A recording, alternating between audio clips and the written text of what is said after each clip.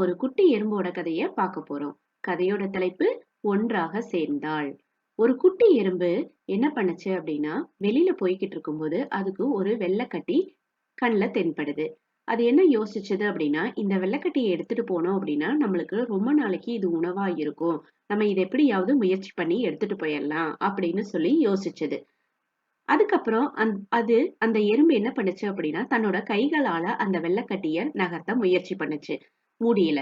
அதுக்கப்புறம் தன்னோட கால்களாலயும், தன்னோட முதுகுனாலயும் அது அந்த வெள்ளைக்கட்டிய நகர்த்த முயற்சி பண்ணுச்சு.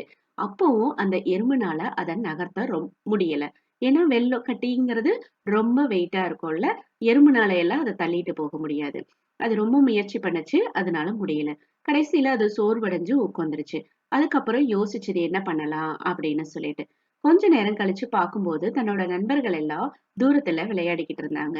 உடனே அந்த எறும்பு என்ன பண்ணுச்சு யோசிச்சு, நண்பர்களே இங்க வாங்க, இங்க நம்மளுக்கு ஒரு வெள்ளைக்கட்டி கிடைச்சிருக்கு. இத நம்ம எடுத்துட்டு போனோம் அப்படின்னா நம்மளுக்கு இது உணவா ரொம்ப நாளைக்கு வரும். வாங்க நம்ம எடுத்துட்டு போலாம் அப்படின்னு சொல்லுச்சு.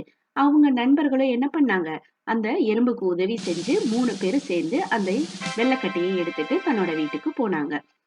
இந்த கதையிலிருந்து நம்ம என்ன தெரிஞ்சுக்கிறோம்?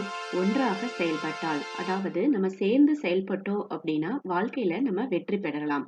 சரியா? நீங்களும் உங்களோட நண்பர்களோட எப்பவும் சேர்ந்து செயல்பட முயற்சிங்க.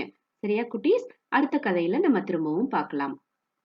Please subscribe our channel and click the bell icon.